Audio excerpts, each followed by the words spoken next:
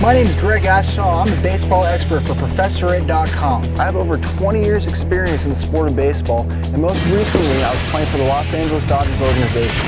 If you're looking for some good fundamentals and training, this is going to be a great DVD and video for you guys. Enjoy the show.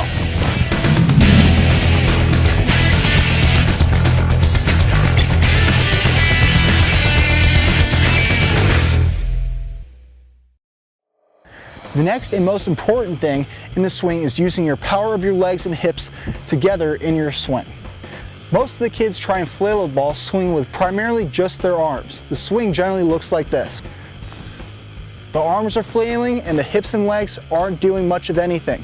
If you notice in this swing, my hips did not turn and my back foot did not move at all. The key to the swing is using a good hip action. What this means is that our hips should first start off with our front hip pointed towards the pitcher.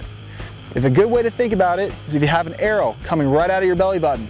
We need that arrow to first start off directly towards the third base dugout. As the pitch is coming and we turn to hit the ball, our hips should turn completely towards the pitcher with the arrow facing out towards center field. This action needs to happen as we are starting our swing and before we make contact.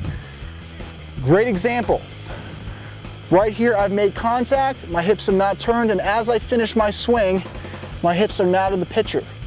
However, at the point of contact, my hips had not turned, which means that the power from my hips have not entered into the strike zone.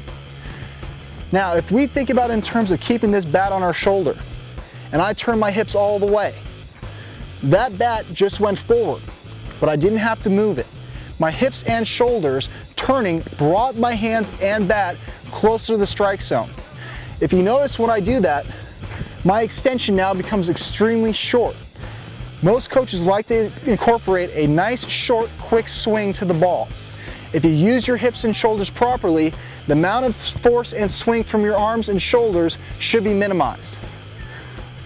In this particular instance, the power is now coming from our legs and hips. A good way to practice this, if you have your coach tell you to turn your hips and don't move your hands first, taking the knob to the ball. Stop here where your hips and shoulders are in a good position. Number 2, extend and make contact. Once again, hips and knob. 2, extend and make contact.